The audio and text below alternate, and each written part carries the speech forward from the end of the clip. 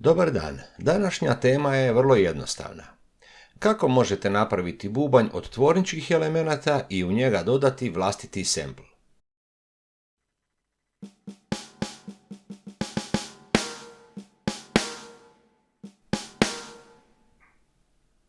Na samom početku poslušajte 3 korisna savjeta koja će vam olakšati ovakve poslove u jemu.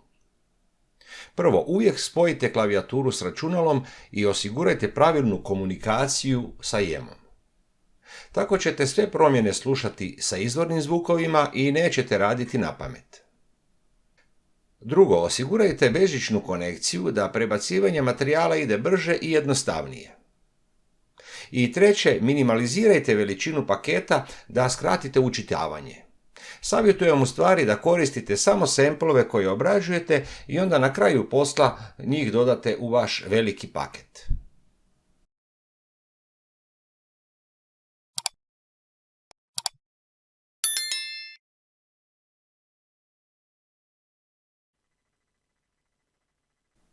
Radim na zadnjoj verziji Yema 2.8.1 i ovdje mogu provjeriti da li je klavijatura spojena s računalom.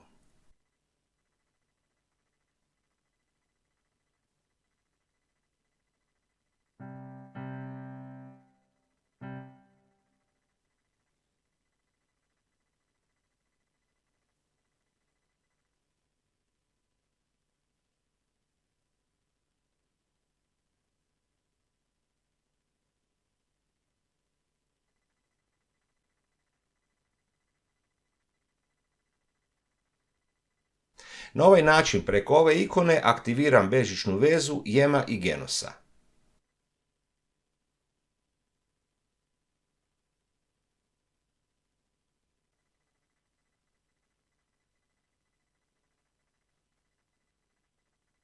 Izradio sam pek Casper Drum i u njemu ću kreirati custom mapu bubnjeva sa Genosa.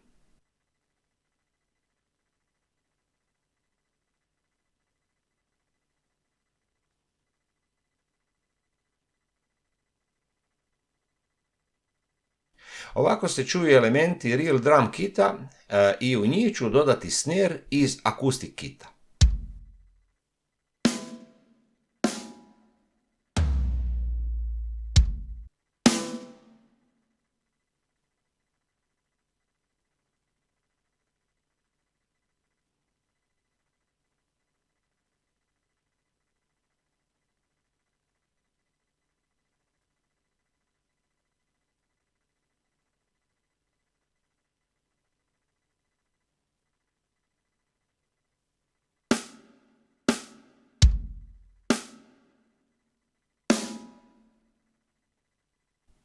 Na snare E1 želim dodati vlastiti sample, ali kao što vidite ovdje ne postoji niti jedan uzorak.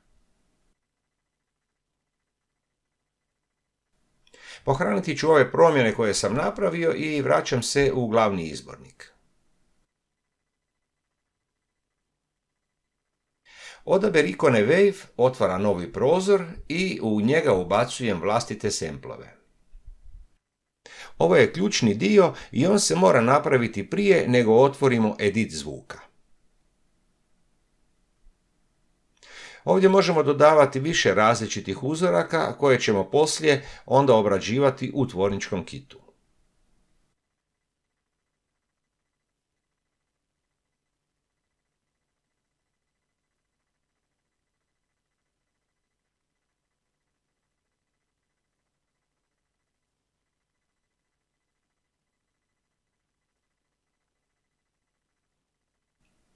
Ovaj dio možete i preskočiti klikom na Later, ali u tom slučaju nećete imati dobru zvučnu kontrolu.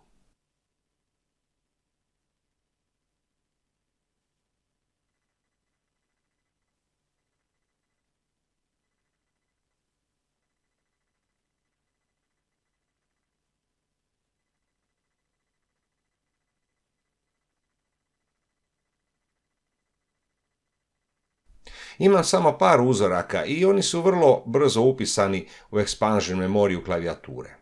Na kraju je potreban samo restart Genosa.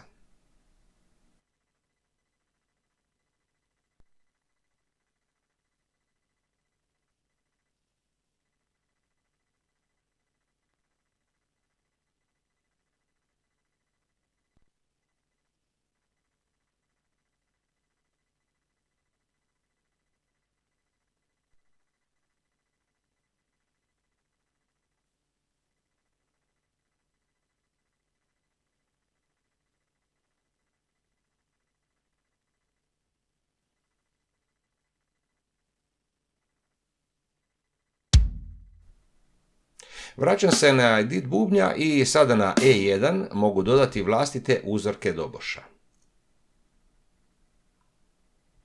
Postavit ću 4 različita nivoa, 4 lejera, da zvuk bude što prirodniji.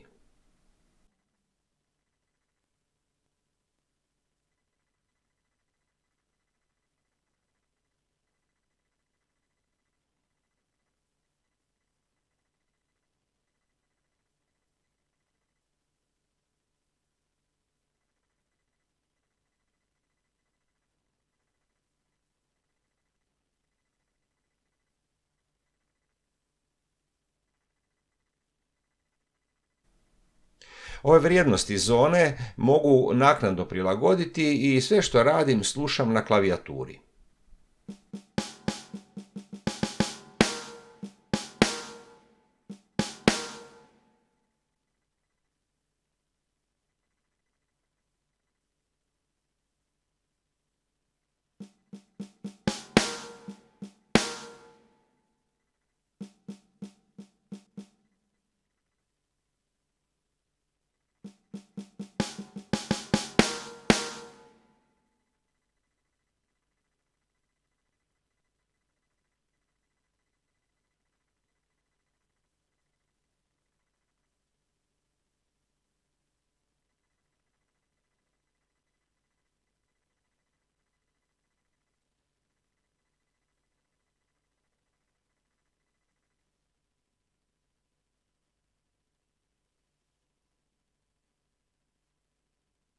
Vraćam se u glavni izbornik i bežičnim putem upisujem promjene u klavijaturu.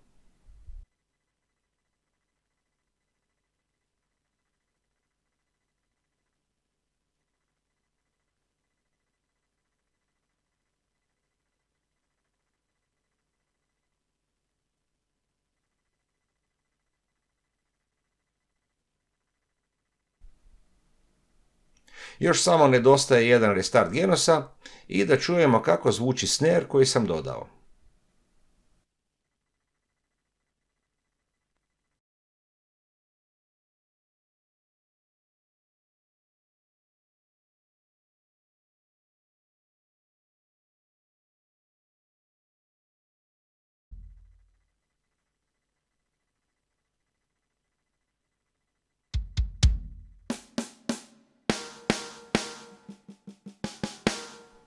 Nadam se da će vam ovaj video pomoći u kreaciji vaših novih bubnjeva.